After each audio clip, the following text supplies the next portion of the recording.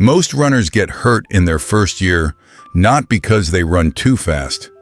They get hurt because somebody told them a number and they believed it. 15 miles a week, 20 miles a week. Some guy on a forum said 30, and now you're icing your shin at midnight, wondering what you did wrong. Here's the ugly truth nobody tells beginners on day one. There is no magic weekly number. None. And chasing one is exactly how you end up injured before you ever get fast. Let's sit with that for a second, because I know it stings. You wanted a formula. You wanted somebody to hand you a spreadsheet and say, hit these numbers and you'll be fine. I get it. Humans love a clean answer. But running doesn't care what you want. Running cares what your tendons, your bones, and your cardiovascular system can actually absorb this week, not what a stranger's Instagram post said was optimal. So let's do the reality check, because this is where it gets uncomfortable. A well-known systematic review looking at running injuries found that somewhere between 20 and 70% of regular runners get hurt in any given year. Read that range again, 20 to 70%. That's not a niche problem. That's basically a coin flip, sometimes worse. And the number one predictor isn't how many miles you're running. It's how fast you increase those miles, not your total, your rate of change. Now here's the part that's going to make you distrust everything you thought you knew. You've heard of the 10% rule, right? Never increase your weekly mileage by more than 10%. It sounds scientific. It sounds safe. It's been repeated in running magazines for decades like it's gospel. Except when researchers actually tested it, in a real study with real novice runners training for a race, following the 10% rule did not significantly reduce injury rates compared to runners who didn't follow it at all. Let that land. The rule you've been treating like a commandment has never been proven to actually protect you. So if the number doesn't save you, what does? Here's the honest answer, and it's less sexy than a spreadsheet, but it's the one that actually works. Your body doesn't read percentages. It reads stress and recovery. It reads soreness that doesn't go away. It reads sleep that's been garbage for 4 nights straight. It reads a hip that clicks a little different than it did last Tuesday. Mileage numbers are a rough proxy for stress, sure, but they're a blunt tool trying to measure something your body is already telling you in far more detail, if you just shut up and listen to it. So what do you actually do this week, practically, without a physiology degree? You start absurdly conservative. If you're brand new, 3 to 4 runs a week, most of them easy, most of them short enough that you finish feeling like you could have done more. That feeling, I could have done more, that's not weakness. That's the entire point.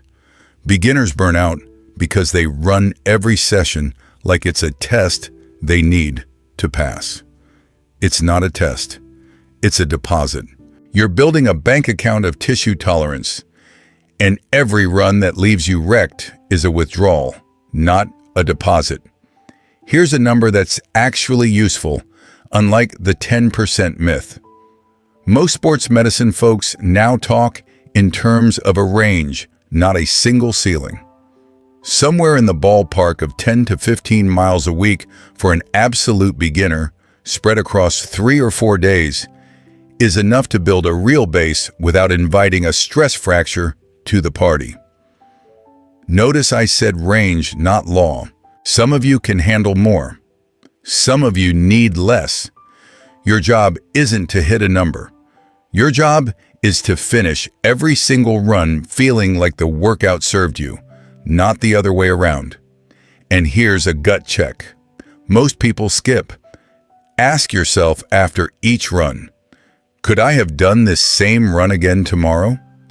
If the honest answer is no, You went too hard or too far, or both. That's the whole diagnostic. It's not complicated. It's just uncomfortable because it requires you to actually be honest with yourself instead of chasing a number that looks good in a fitness app. Now, why does slow, boring, conservative mileage actually work better than the aggressive approach almost every beginner wants to take? Because adaptation isn't instant. Your muscles get stronger in days. Your cardiovascular system improves in weeks. But your tendons and bones, those adapt over months. There's a well-documented lag where your fitness outruns your durability. You feel amazing in week 3. Your lungs say, go faster.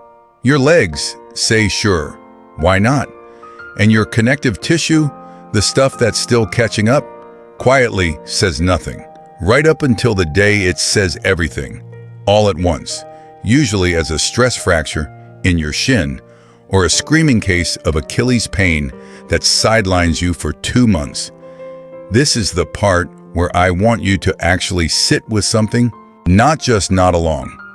The runners who last, the ones still running in 10 years, they're not the ones who ran the most in month 1. They're the ones who were willing to feel a little bored.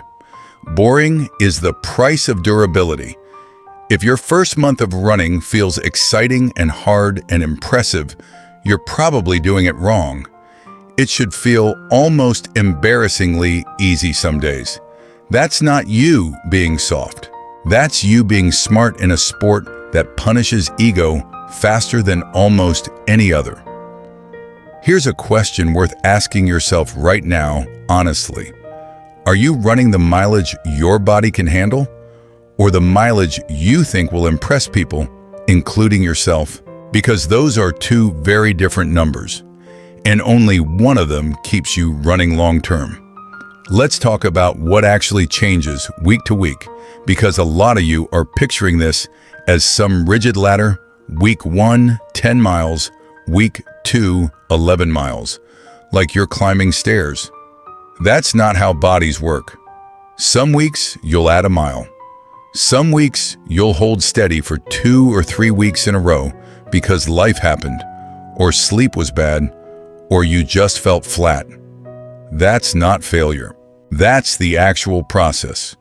The runners who progress fastest long-term are usually the ones who aren't afraid to repeat a week instead of forcing progress that isn't there yet. And can we talk about the thing nobody wants to admit? A huge chunk of beginner injuries have nothing to do with mileage at all. They come from doing too much, too fast. In the same week, you also added speed work, or hills, or a long run that was way longer than anything you'd done before. It's never one variable. It's stacking. You add mileage and intensity and a new pair of shoes and a hill route all in the same week, and then you're shocked when something breaks. Your body doesn't care which single change pushed it over the edge. It just knows the total load got too heavy too fast. So here's the practical version of all this, stripped down. Pick a starting mileage that feels almost too easy. Run most of your miles slow enough that you could hold a conversation the entire time. Add distance gradually, and by gradually I mean sometimes not at all for a week or 2. Change one thing at a time, not 5. And trust the boring feeling. Because boring, sustainable, unremarkable training is what turns a beginner into someone who's still running 5 years from now, instead of someone who quit in month 2 with a boot on their foot. Now here's the moment I actually want you to feel, not just hear. Somewhere out there right now, there's a runner lacing up for their next run, already planning to push a little harder than last time because it felt so good yesterday. And I want you to picture that same runner 2 weeks from now, sitting on their couch instead, ice pack on their knee, wondering what happened. That gap between feeling great and actually being ready. That's the gap that ends more running careers than bad shoes, bad weather, or bad luck combined. The fix isn't more willpower, it's less ego. Your next run doesn't need to prove anything. It just needs to leave you capable of running again tomorrow. So before your next run, ask yourself the only question that actually matters. Not how far can I go? Not what did I run last time? Just this. Am I building something today? Or am I spending something I don't have yet? Sit with that for a second before you lace up again. Because here's the thing about weekly mileage nobody wants to admit. It was never the real question. The real question is whether your body is actually adapting. And mileage is just a lazy way of guessing at that. Which brings up something way bigger than how many miles you're logging. It's about what's actually happening inside your body while you run those miles. How efficiently you're using oxygen. How hard your heart is working for the pace you're holding. And that number, the one almost nobody tracks correctly, might matter more than every mileage chart you've ever seen combined. So if you've ever wondered why two runners can run the exact same mileage and get completely different results, that's not random. That's VO2 max, and next episode, I'm showing you the simplest, most overlooked way to actually improve it. No fancy lab required, just the thing that most runners are getting embarrassingly wrong. The jeito mais simples de você melhorar seu VO2 máximo. Só vê aqui. If this hit home, subscribe to the channel so you don't miss it. Drop a like if you've ever ignored your body and paid for it later. Comment where you're watching from. I actually read those.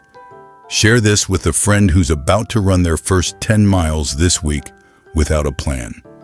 And if you want the deeper breakdowns, the stuff that goes further than what fits in a video, the membership link is pinned in the comments. See you in the next one.